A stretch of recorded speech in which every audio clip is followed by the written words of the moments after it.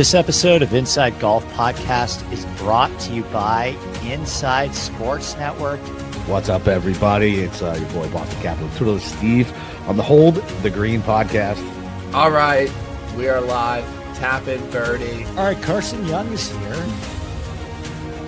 I bet Ludwig at 28. Let's go. I bet him at 25. Low sevens. I think there's some guys in here we like. Harris English at 7,300. Why the fuck would I not bet Rory?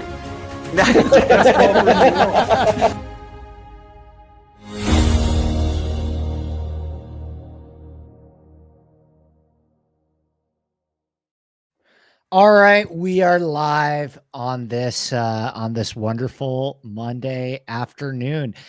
Appreciate all you guys sticking with us through a couple technical difficulties at the top, but hey, if we can get this started within 10 minutes of the actual start time, that's a huge vic for us. Absolutely, BK. We are donning the Dratty shirt. I'm in full golf practice mode right now, as in like I'm taking hours out of my day to go to the range. And so I'm going to go hit some balls right after we finish here. But RB, a lot to talk about this week, Yes, including some fun psychoanalysis of Rory, I'm sure. How did the 2025 players treat you, and what were the big takeaways from all of the golf that you saw this week? Yeah, wasn't a bad week. Half my card withdrew, but at least I got a portion of that back with Victor Perez. But Corey Connors came through with a top 6 finish. I had Colin, as I'm sure many people did. Very disappointed by his Saturday round, but still encouraged. But yeah, overall, it's great to see Rory win. Was really happy to see Akshay show up in one of these big events. I think that's going to be a common theme this year, and I think we'll see him at Bethpage as well. And then a minus a little 4-hole stretch, the resurgence of Will Zalatoris. Awesome. Yeah. No Akshay this week, however. He's out. As he WD'd a couple hours ago, and we do have DraftKings pricing as well. So we'll spend about 10 to 15 minutes on the top. Yep. Recapping the players. Just got a notification that we are now live. Were we not live in the past? I don't know, who could say, but yeah, we'll talk a couple of takeaways from the players at the top, and then dive into the DraftKings pricing that just was released I think it was released about 30 minutes ago or so. So we'll do some live reacting to that, but we got to start with Rory. So, I mean, I tweeted earlier this morning that Rory's 2 victories this year came at 2 golf courses that you wouldn't typically characterize as Rory McIlroy golf courses. Pebble Beach and TPC Sawgrass have 2 of the lowest driver usage percentages on the PGA Tour. Rory did not hit a lot of fairways this week. He did not drive the ball great by any stretch of the imaginations. He didn't even really hit a ton of fairways with his club down clubs either. So I suppose my question to you, RB, is this, what weight do you put on this for golf courses like Augusta and Quail Hollow that are about as driver heavy as it gets? Do you put any stock into it? Do you put no stock into it? Are you glass half full or glass half empty in 2025, and how this past week and his one of the best starts to the season that he's had in his career, if that has any bearing on his major chances for the rest of the year? Yeah, I mean, I've been very bullish overall on Rory this year. I think the major set up well for him. I think he has a lot to prove. And like, whatever you want to take away from it, he's now won 3 of his last 6 starts, right? Going back to the DP World Tour Championship. So he is putting incredibly well. This was, I don't even remember an iron week like this. It's been a long time. Like, he's obviously a great iron player, but this is at least his best iron performance in a year or 2, I would imagine. So that was very encouraging.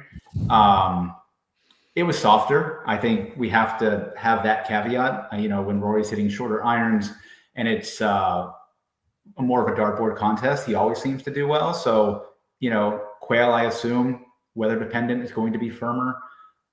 The Masters for sure is going to be going to overseeded. I Yeah, mean, you're gonna get the exact same agronomy at Quail Hollow that you got at TPC Sawgrass. Yeah, fair. So hopefully not as much rain. Obviously, the Masters is going to get it as firm over the weekend as they possibly can. So I think that is to be seen. But yeah, super bullish on him in 2025. Do you think he's the best player in the or Scotty? I mean, I wouldn't bet Rory head to head over Scotty anywhere except for Quail Hollow right now, I would say. So I'll still say Scotty. I would agree with you. I think that Rory, I saw him get down to 7-1 ish at the Masters. Nick, I would say no. I would say this is not the time to bet Rory at Quail Hollow at all. I think you're flying in on a high point, and if there's any player to bet at Quail Hollow right now, I would say if you still believe in some sort of resurgence for Scotty or Xander, you got to look at it like the stock market, right? I mean, like whose stock is low right now versus whose stock is high. I think you'd be buying in on the Rory train at about I mean, Rory's stock for the Masters isn't going to get any higher because we have 3 events now until the Masters. For sure. He's not playing Houston. He's not playing Valspar. And I believe he's playing Valero, but I don't think whatever happens at Valero is going to have any demonstrative impact on his Masters odds. The only 2 players that I think have the ability to potentially at really the top of the board, and because I would say, do you think it's fair to say that our public perception on all the LIV players between now and the Masters is probably locked, right? They play one more LIV event right before the Masters. I believe it's Miami. And our public perception right now of Rahm, Neiman, and Bryson is probably close to what it will be Masters week. There's only one other name whose opinion can change, and that's if Brooks Koepka, wins at Doral or something like that. I think he is the only other one who I think will be relevant for Augusta. I guess maybe DJ as well, since he just had a good week. If Brooks or DJ wins Trump Doral, I think you can throw them in there. But yeah, Neiman, Rahm, and Bryson probably it for Augusta. Do you have what would be your panic meter on Scotty and Xander this week? Because I think that both really underwhelmed in terms of my expectations in different ways. Yeah, I'm for sure less worried about Scotty. I think his ball striking wasn't as sharp as it is, but it was still great. A lot of short game variance, right? He lost strokes around the green. He was pretty much neutral putting. So I think that stuff can come and go. Super concerned about Xander. I think, anytime you're talking about a core rib muscle injury, I think that's what it was. Apparently he's still playing TGL and then he's going to Innisbrook. So I think we're going to see more, but I am always wary about rib injuries when it comes to golf. So do you have any other, before we turn the page into the Valspar, do you have any other takes you're chewing on from the players? How did you feel about your card? Any decisions that you wish you had back? Any big L's or any big Vic laps before we dive into the Valspar pricing? Yeah, I mean, the only big L, and I think all of us are in the same boat there, was the miscut by Ludwig. That was shocking. No, that was like my biggest stand of the week. That was. I got plenty of things wrong, but that not was to miscut though. That was a tough one. Yeah, he was just really bad. He drove it well, but that was about it. I mean, I think again, there's just a lot of guys who have been playing really well all year that are just playing really well again. You look at Corey Connors, you look at Straka, you look at Aaron Rai, Fleetwood, who can't win, Morikawa, who can't win. Fleetwood's playing the best golf of his career. I know, but it's the best. This is the most complete. I would say that about Morikawa too. But he's unbettable. I agree. Totally with you and agree. But here's my thing on Fleetwood and Morikawa, and I said this on the Sunday show. Fleetwood, and you're just going to miss it because Fleetwood and Morikawa are going to continue to not win, and their odds aren't going to get any better. Yeah.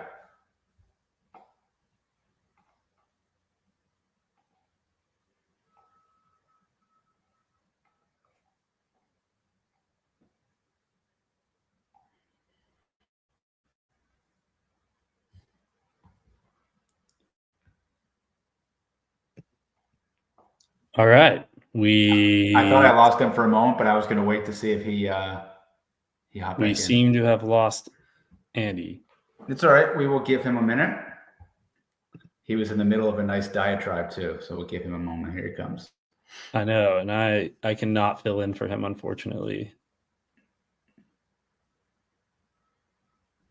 Apologies for the technical difficulties. There he is. All right, you're back. I hope so. I mean, I don't know what to do about my internet. It seems like it's going completely well, but can you guys hear me? All right. Mm-hmm. Is it lagging? No, you're good Okay. now. Yeah. So just to put a bow on the Morikawa Fleetwood point is you think about Xander was like the most complete golfer, was one of the most complete golfers in the world outside of Scheffler, but he never won leading into winning 2 majors. And when he won those 2 majors, he won at what, 12 to 14 to 1. Yep. And I think that's probably what we're looking at with Tommy and Colin. Yeah, I think so. I've lost so much money on Colin the last 24 months. Probably bet him 6 times, 7 times, and he's always there. Just has to get across the line. So hopefully he can figure out the putter. Okay, so Valspar odds went up, or Valspar pricing went up. Yep. In the last hour. We are looking at Xander. Cam, do you have it up? Can you pull it up by any chance while my internet continues to not load DraftKings for me now? Yeah, I've lost all internet basically on most things. Always getting the verification.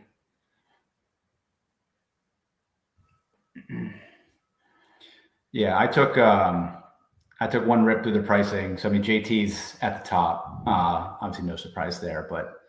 And then Xander, Fleetwood, Straka, all above 10K. I can't get anything to load on my end. So I'm gonna need some help from Cam. No web page is loading for me right now on my internet. Okay. Thanks. Okay. All right. Talk me through the top here. JT, Xander, Fleetwood, Straka, all above 10K. Man, they kept Akshay in there. Yeah, they kept Akshay in there, surprisingly. Interesting range. I think the pricing is low enough and soft enough that you can kind of play whoever you want. And I assume Xander, despite some course history here, is probably going to be the lowest owned of this group by far. People love Sepp Straka, people love Tommy Fleetwood, and the highest price guy always gets clicked. So I think Xander is for sure my GPP pivot, assuming he's healthy and plays. You would go back to Xander in this spot? I would. I'm not proud of it. I went there last week. I'll do it again. You know, he's going to be like 8 or 10% owned probably. Just my quick look at this. And of course that could change, but seems like he's going to be very low owned here. I don't know about that, man. I think that I would probably take my chances a little bit farther down the 9K range in terms of ownership, because I think that you'll be able, like, what do you think the popularity is going to be around Lowry, Zalatoris, and Tom Kim? Because I would say that I actually like all 3 of those guys. And I think that my guess is Connors and Fleetwood and Straka are going to be the chalk. That would be my guess. Fleetwood for sure. I agree with that. I mean, it seems like Zalatoris is a very popular outright bet this morning.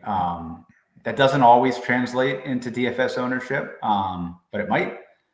I think he'll be higher than Shane Lowry. I do think Corey Connors will be owned this week. I think Corey Connors will be the highest on the slate. I think personally, I do think he's gonna be very high. But then you also have Burns, who's won here twice, right above him. So again, the ceiling's only at 10-8. So I think a lot of lineups, mine included, might feature 3 guys from this screen and then 3 guys down at the bottom.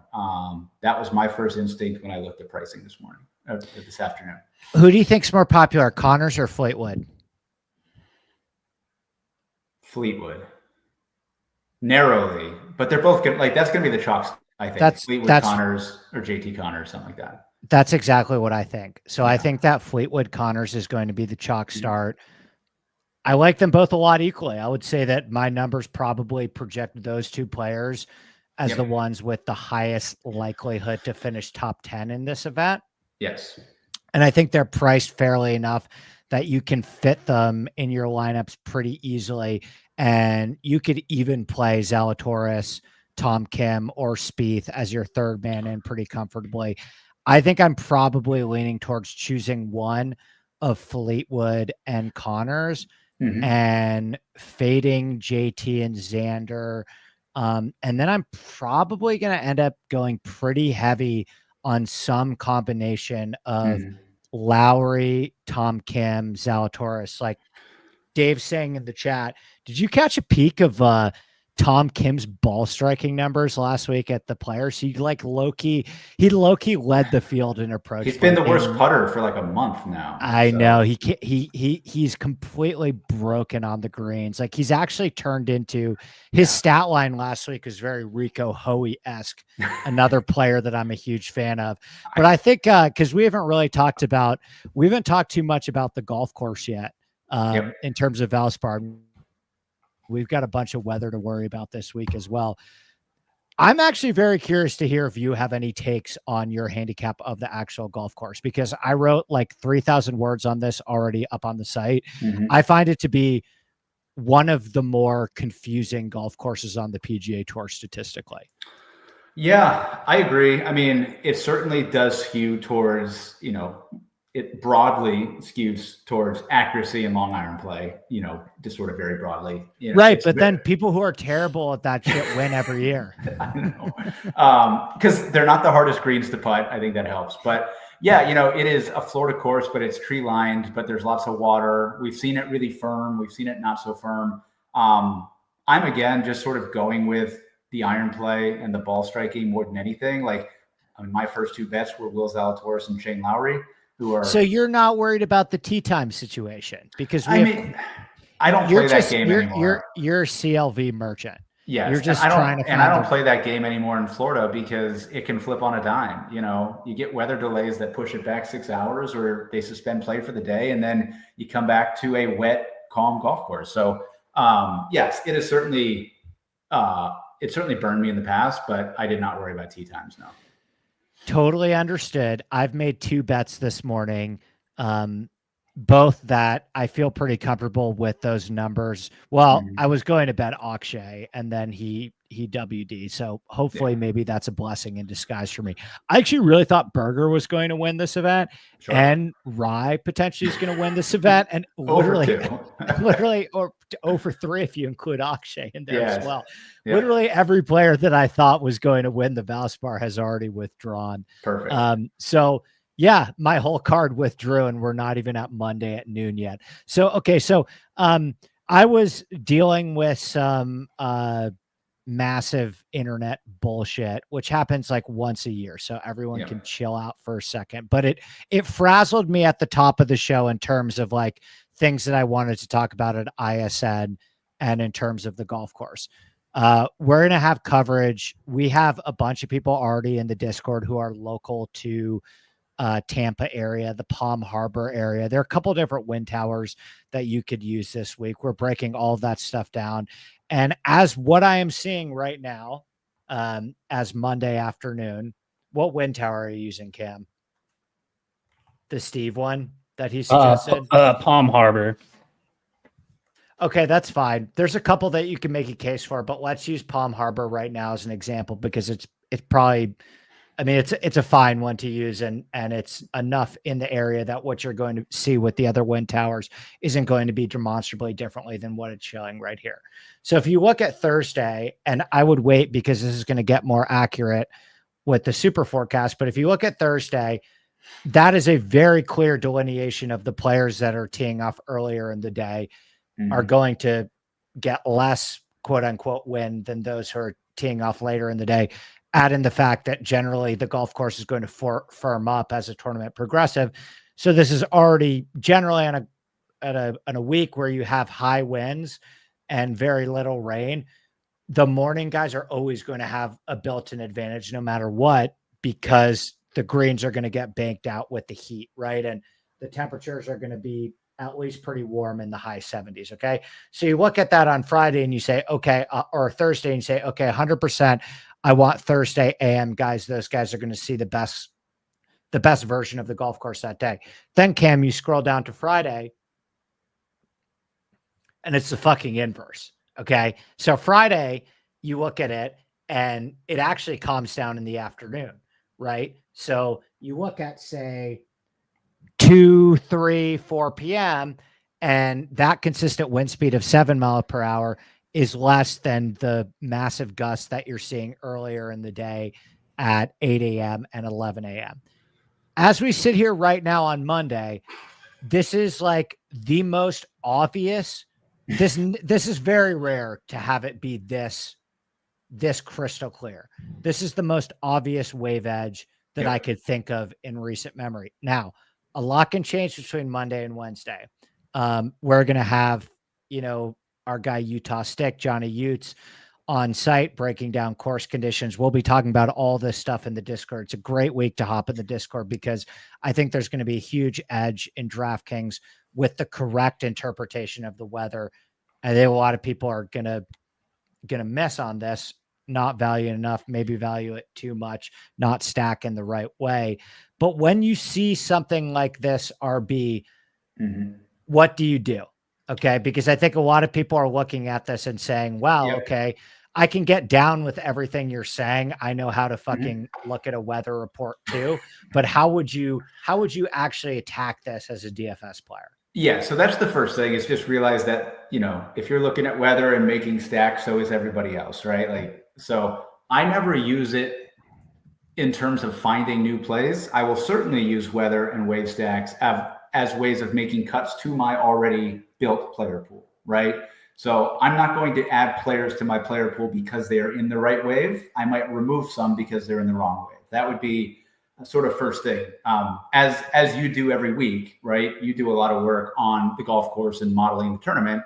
You're going to have the guys that you're interested in a week ahead of time, right? Which you already do. So I don't think you're going to change that, but I will certainly be building lineups with wave stacks, but do it both ways, right? Like, as we said, this is Florida. It's unpredictable. You want to make sure you're covered on both sides. So as long as you're playing guys who you already liked, I would build both types of wave stacks. But it does seem like there is a pretty severe AM PM wave advantage for now. Nick just gave a great question and also made a great point that I would emphasize as well, because my strategy and process is somewhat similar. But what do you think percentage of DFS players is actually valuing this stuff? I think it's rising, but I don't think it's as high as people think still. I mean, with this, more people consuming this content and ISN now, like, we have way more people than we had in the first month of the season. Or I think a lot more people are paying attention to this. And I think there's other places that are going to look about this and talk about this as well. But I still think it's less than people think. I still think we live in somewhat of a Twitter bubble, and there are going to be a lot of people that look at this DFS slate and not stack. Oh, totally. I think 20% maximum would be people who are stacking tee times, like intentionally stacking tee times. Yeah, I think you're right, Nick, with under 45%. And I think with me too, I mean, my edge personally, I believe that I am better at modeling golf courses and figuring out what golfers are going to play well at what golf courses than I am at accurately predicting the weather from a given week. I'm stronger at that skill than the other.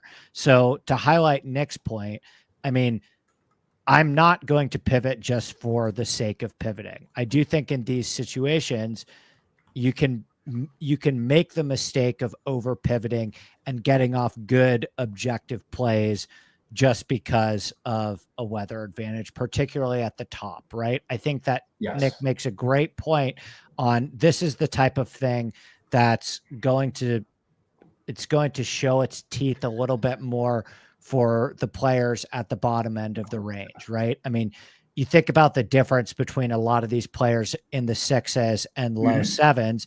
And in a lot of cases, there's a lot of randomness down there, and you're basically trying to find some diamonds in the rough on a lot of players that you could make the case for are just as likely to make the cut as the other guy, right?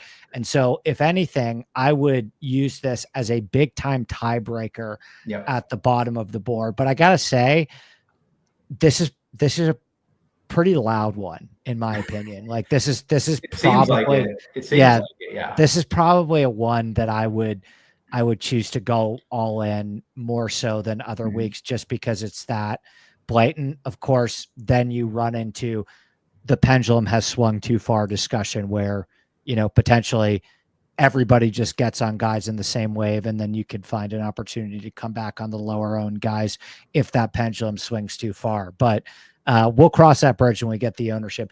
Talk me through the eights and a little bit lower. I don't know about 3 to 4 shots, Dave. This feels like 2 to me. Yeah. 2's a lot, by the way. 2's a lot. Yeah, that's more than we had last week, right? Yeah. Yeah, and like, so sort of what you were describing there is kind of how I look at it with like the high end of the range versus the low end, just in terms of like overall course fit. Like, I don't really care about course fit when I'm talking about Scotty and Rory and JT, right? I care about course fit when I'm talking about, you know, Adam Schenk versus Jake Knapp. Right. I think that you're going to be making more of your decisions. All right, let's skip down. 8K. So first, can we talk about a 9K Alex Smalley? Yeah, I think this is a good sell spot. This is a good sell spot for Alex. Shout out Duke, though. You see are you a White Lotus guy, RB? I am not a White Lotus guy, no. Oh, God, you got to watch I've seen clips of like prosthetic dongs and stuff, and it's like, yeah. Yeah. But I have not seen an episode. I'm a big White Lotus guy, and they have a they have a Duke family as one of the main plot points in White Lotus this year. Yep. And I think it does a really good job of making fun of how people in like the North Carolina, you call it the research triangle, right? That area of North Carolina that includes Raleigh, Durham, and Chapel Hill, how to those people, Duke versus UNC is like the biggest thing in the entire world. And outside of that little demographic in America, no one fucking cares. And to be honest with you, most people hate Duke. And White Lotus has a Duke family where they just nailed the writing on it of like the wife is perfect about my kid. Should she go to UNC or Duke? It's been some really great stuff. So shout out White Lotus and shout out my Duke gang competing in March Madness this week, but I will not be buying in on Alex Smalley 9K this week. I think there are other ways to get your Duke exposure this week if you are so inclined. The guys right below him, though, I mean, Kim, Glover, Poston, Clanton, very interesting top of the 8K range here. Yeah, so I think of that range, I would wager that Luke Clanton is going to be the highest owned. I think people. Yeah, if Kyle has anything to do about it. I think people are still clamoring to play him. I think Glover will get some ownership, but I think Clanton's going to be the highest. You're staring at the pivot again with Victor Hovland. I don't know if we can make that decision or not, but he's going to be a low-owned GPP play. You obviously have the Michael Kim flop lag. I don't love him this week, but if people are there to go back at a 2K price, a 3K price increase from where he was last week, I could go back there. But for me, I think the two highest owned here in the 8Ks are going to be Clanton and Jake Knapp. So just as you're building your lineups, I think that's where stuff will start to congregate, as long as they're not in a bad weather wave or anything like that. Okay, I'm going to give you the pro and con Luke Clanton case briefly, because I think he's interesting to talk about this week, and I'm sure people have questions about him if you believe he'll be popular. For me, the bad Clanton case, the reason to fade Luke Clanton this week outside of ownership, is that over a limited sample size, Clanton has basically developed into a very, very elite driver of the golf ball. And he does not really have much consistency around any aspect of his game yet. He doesn't have consistency around his approach play, although he has some upside, right? We've seen him hit his irons great before. The short game's a bit of a mess, and the putter comes and goes, right? So if you think about Valspar, and there are a lot of different ways that you can interpret the data at Valspar. Valspar is a very difficult golf course to gain a significant advantage off the tee. Like, it's club down, it's positional, and nobody hits the fairway anyway. So it's not really the type of golf course. It's very claustrophobic as well. It's not really the type of golf course that typically you can gain a significant edge with your ability to drive the ball. So on paper, I don't think that this is a golf course that you should be running to. Like, I like Luke Clanton at like Torrey Pines, okay? Because I think that Luke Clanton early in his career right now, the golf courses that Victor Hovland played well at, the long driver heavy, long iron intensive, thick rough golf courses that Victor Hovland played well at early in his career, Bay Hill, Torrey Pines, Quail Hollow, Riviera, golf courses like that. I think those are the golf courses that Luke Clanton's going to have his biggest advantage at. Counterpoint to all of that, Rory's performance in 2025. Sure. Counterpoint number 2 to all of that, Luke Clanton top 5 at Sedgefield. I think Sedgefield is a very good comp for this week in terms of like emphasizing driving accuracy, club down off the tee, less than driver course. The biggest difference between Sedgefield and Innisbrook is that Innisbrook is far more long iron intensive, and Clanton does have a lot of good long iron approach upside. But I don't think that this is the like roll out the red carpet best golf course fit for Luke Clanton. I think it's a much better, like if I was building a golf course for Lucas Glover, I think that it would look a lot to me like Valspar. I think so. Yeah. It kind of gives me, it's obviously longer, but it gives me the same vibes as like Colonial as well. Yeah. I think it's I think it's a great call. I think it's super similar to Colonial off the tee. I look back at Colonial last year, and obviously Davis Riley won, and we can talk about that. But your top 5 is Riley, Keegan Bradley, Scheffler, Morikawa, and Sepp Straka, with Glover up there as well. Like, it just feels like that type of course. So, Clanton, by the way, he won a college event this week. Not that that's any surprise. He is the best player in college golf, but he shot a second round. Was it in Florida? Yes, it was the Seminole Intercollegiate. So, yeah. Wait, was it at Seminole?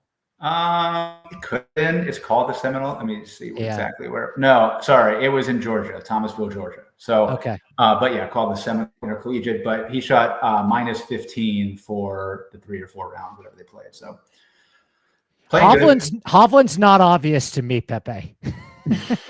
He's an obvious low-owned GPP pivot. Everything would have to go right for Hovland, meaning early Thursday tee time, right? Hits a lot of greens, probably putts way outside of his expectations. So there'd have to be a lot for him for me to go there. I don't really have a lot of interest in taking a chance on Hovland this week because the golf course has such a low greens and regulation percentage. So I'm not saying that the chipping at Innisbrook is anything hard, but just on this golf course, every single person in the field is going to hit a lower percentage. The quantity that he has to chip. Yeah, exactly. The quantity, the volume of the short game shots that Hovland's going to have to hit at this course. You're just going to miss more greens and regulation. I'll tell you right now, this is ownership agnostic. Mm-hmm. I think Glover and Taylor Moore. Mm-hmm. I don't know about Adam Scott, man. Adam Scott rates out really well to me, and I think he's a Ponzi scheme. Yeah, Glover, for me, I agree, is by far the highest rated player in the 8K range. So Data Golf just dropped their tournament predictions. Okay. Okay. Who's their most EV? This is phenomenal. Who's their most EV guy? And they basically tell you that everybody is like a terrible bet. So they didn't drop their ownership projections yet, but they dropped their pre-tournament predictions in terms of win percentage. Who's their favorite by a wide margin? Fleetwood. Yeah. Fleetwood's the best player in the field right now. I think my so. numbers are close. like, my numbers believe that, and that's what I said. It's like going to be the same thing with Xander at majors because, and I talked about this with Colin too, is that there's going to be people that work in advanced analytics like me and run models Mhm. that look at Colin Morikawa and Tommy Fleetwood and say, these guys are the two most complete players in golf right now. And just like we saw last week at the Players, Colin Morikawa at 12-1 got slammed by sharp bettors. Sure. Yeah. Slammed by sharp bettors. And I don't know if anyone bets Fleetwood at 14-1. That number is so freaking You'll see some low. fake boosts out there, I'm sure. But Yeah.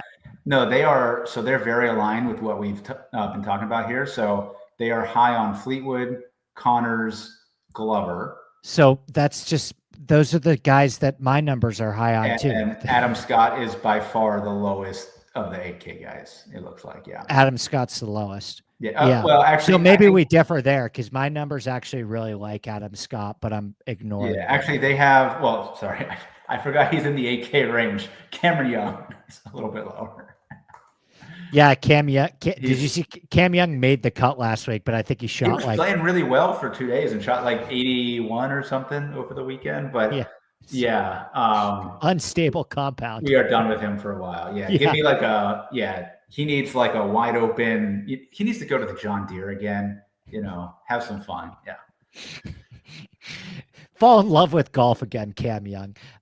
Okay, let's talk about the sevens.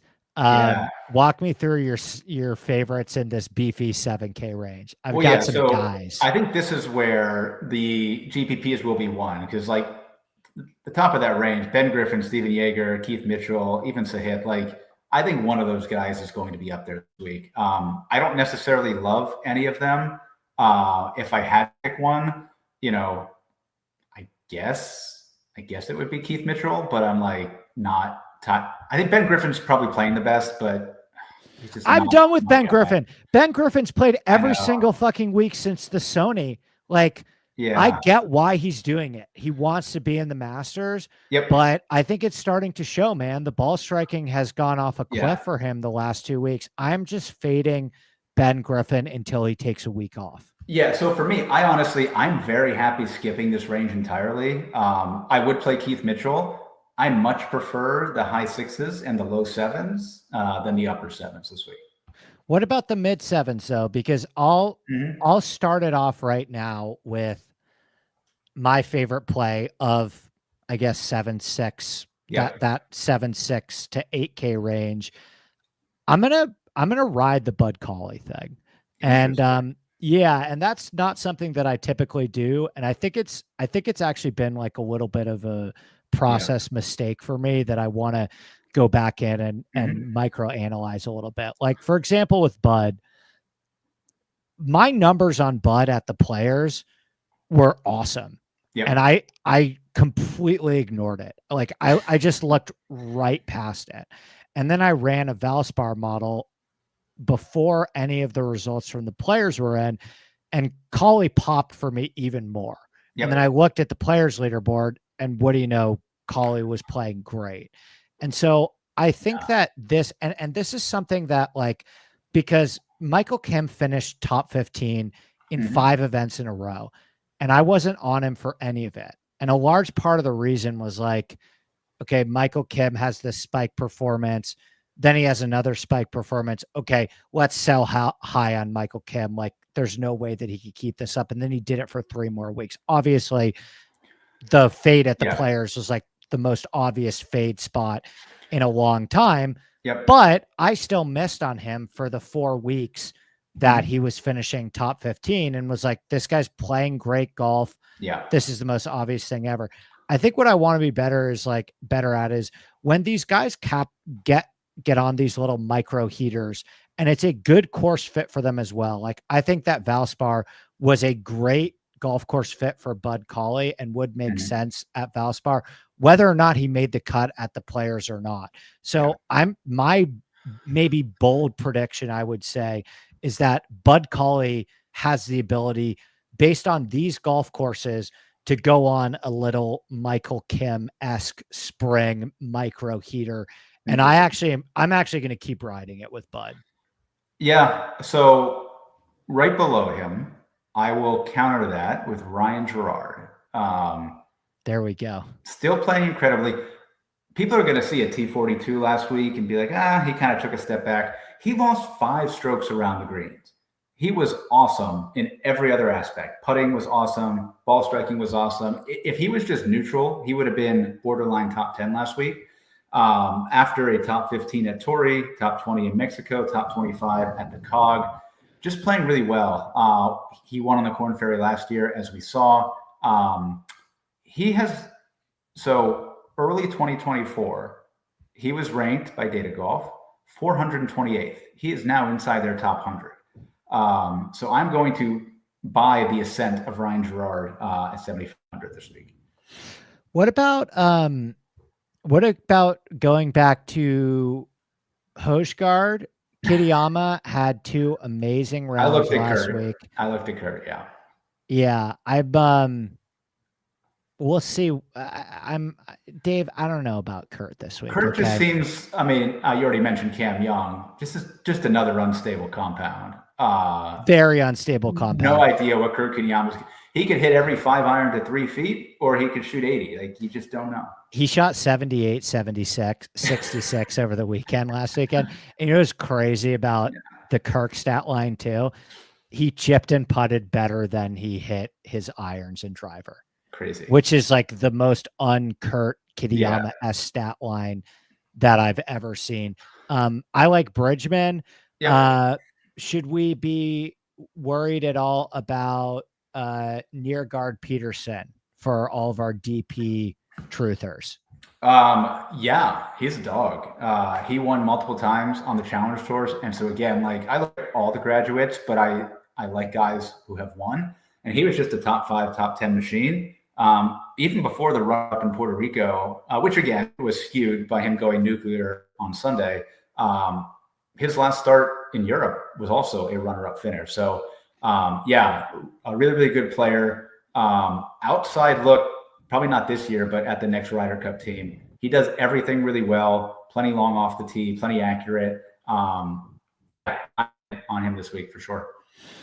I would say probably as we get a little bit lower, scroll down a little bit, Cam, into the bottom 7s.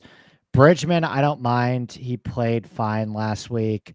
I will probably go back to Gim, flop lag on Gim. McGreevy, as Pepe mentioned, had a phenomenal approach performance last week. And Nikolai Hojgaard, who I really actually liked at the Players and was a big miss for me. I would say probably in this range, once we get a little bit lower, it's Gim, Hojgaard, and then Gim, Hojgaard, McGreevy, and then all in on the roller coaster of Uncle Rico this week at 7K flat. Yeah, certainly some overlap there. I mean, you can't overlook the Rico ball striking. It's just been tremendous. He is led the Players in. He's a terrible putter, but like, you have to overlook that and just play him here with those stats. But I am with you on Rico and Max McGreevy. I will also throw in Matt Wallace, has really good course history here. Probably not that much upside beyond like a top 20. And then in a similar vein, Kevin Roy. I don't mind that. Playing really, really well. He's played this golf course well also. Just a great iron player. He does not miss very many fairways. He's been around a while. I think he's very solid this week for a top 25. Yeah, Nick, I'll get back to you on if I'm going back to Kevin Yu. I need to think about that one a little bit more. I don't mind Damon. I don't mind Cooch at this golf course. And I don't mind Ryder as well. I actually think the low 7s is good. Yeah, I mean, low 7s, upper 6s. I just feel like I could play a handful of guys from here and then stack whatever studs I want up top. I was playing around. Like, I bet Zalatoris and Lowry. So I could start with them and still get Tommy Fleetwood if I find 3 of these guys that I like. And I feel like I'm going to be building that quite a bit this week. Okay, talk me through the 6s, your favorite plays in the 6s, and some gummy potential. While you do that, I want to build what I think is going to Yeah. be like the chalk build, but start talking through some of your favorite guys in the sixes. Yeah, so to start with the guys that I bet Danny Walker at 6,900 off of that awesome performance last week at the Players, where he finished tied for sixth. Was just super impressed by just the all-around game. He made enough putts, but the irons were great. He drove it exceptionally well. He was trending towards a win back half of Korn Ferry Tour last year, never got it. Also born in Bradenton, Florida, which is 20 minutes from the golf course. Shout out Ledbetter Academy. Right? My hot summers at the Ledbetter Academy, beating 500 balls a day. He is definitely in play. And then unstable compound number 3 is Davis Riley. Obviously, Kyle bet him 250 to 1. I did too. Yeah, like unstable compound, but he lost in a playoff here. Won Colonial by 5. I just talked about that comp. He finished 6th in Puerto Rico, kind of out of nowhere, but he did make the cut at the COG and then made the cut again last week. So I mean, that's enough for 250 to 1 at a guy who's played this golf course well and won at a comp golf course. So I like them a lot. And then Victor Perez, I loved him last week. Murdered you guys last week with the WD. Yeah, but I loved him last week. Loved him at the COG. And then one of the things that I always do is I look at course previews from a couple of years ago, like people that Ben Coley wrote up and bet, people that I bet. I bet Victor Perez here in 2023 and 2024 at shorter odds. So you better believe that I'm betting him at 150 to 1 here. Just really good ball striker, really good putter. He will not struggle with a hard golf course. He will not struggle with windy conditions. Just let's hope it was just illness and not anything. I'm trying to think. Go down a little bit lower, Cam. No, these are all no's for me. Oh, there we go. Meisner. I don't mind Meisner this week. Meisner was a guy that I was looking at. Yep. God, could be a pretty good buy low spot on Thor. Chandler Phillips, yeah, there you go. I was just going to talk about him. Played really well here last year. Played really well for the Players Championship. Still made the cut. And he had that run last year where he was like in the top 10 every week somehow as they rolled through Texas and things like that. So I think I saw some people bet him probably 200 to 1 this morning, but I could get behind that. There is a college kid. Well, there's 2.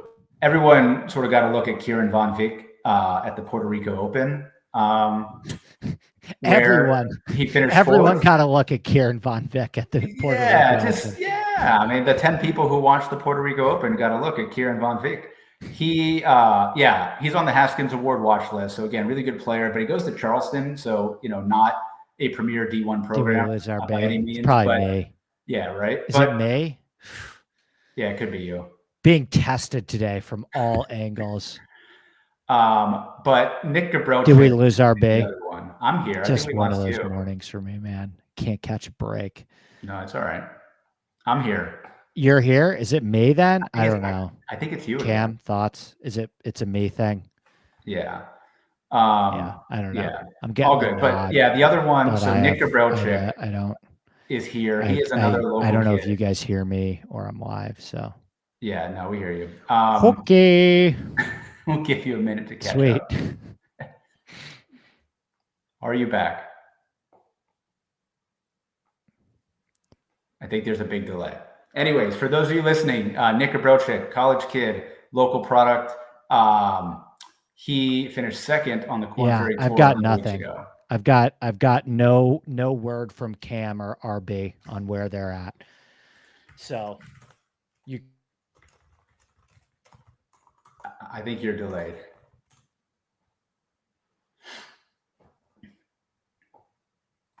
I'm gonna mute him and then I'm gonna call him. Yeah, just tell him to hop out and hop back in. Yeah, take over. Let me know if you need me to scroll. Okay. Let's boot him for a minute. All right, so we're gonna hope to get Andy back in here. But yes, Nick Gabrowczyk, really good college player. Drawing a blank on exactly where he went to school, but he is from the Tampa area. He played in the Valspar, missed the cut last year, but just finished 2nd in Panama, if I have that right, on the Korn Ferry Tour. So big fan of him for this week. And then, yeah, sort of beyond that, just any of these guys, ball striking accuracy, if you want to take a shot on Grillo, you want to take a shot on Ben Martin. That is certainly the player type that we're looking at this week. You back, Andy, or not quite yet?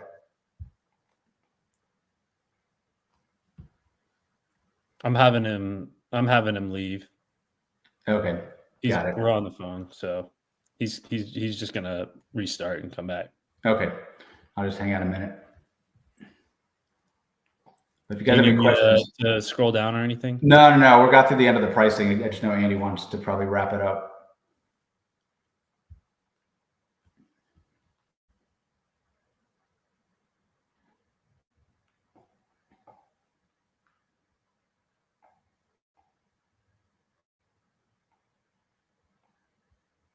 All right.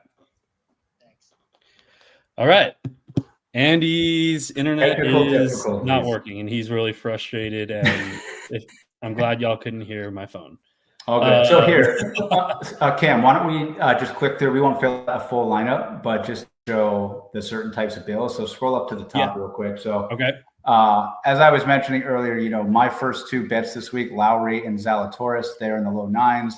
And you could easily play both and still get Tommy Fleetwood if that's the direction you want to go, or even higher if you want to do that. But if you add them with Tommy Fleetwood, you're pretty much at flat 7, I think, for the rest of the lineup. So again, any of those guys that we talked through at that flat 7K range, Rico Hoey or Davis Riley or Danny Walker. I'll be playing some Gary Woodland this week as well. So lots that you can do. I think this event's going to be won or lost in that 7K range, as it usually is. So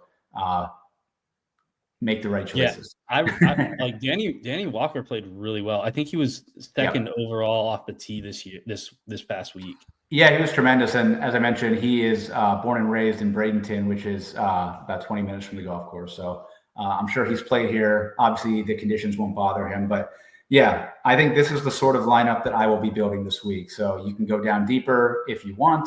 You could probably get up to, a Ben Griffin in this lineup as well, if that's something you want to do. So best of luck this week. We will fix Andy's internet, and he'll be back. Yeah, thank you guys for your patience with that. But yeah, I think y'all pretty much covered everything pretty well. So we will see you guys for Tap and Birdie tonight with Tom and Marty's on Twitter, and then Hold the Green Tuesday night, and then the Insider Show on Wednesday.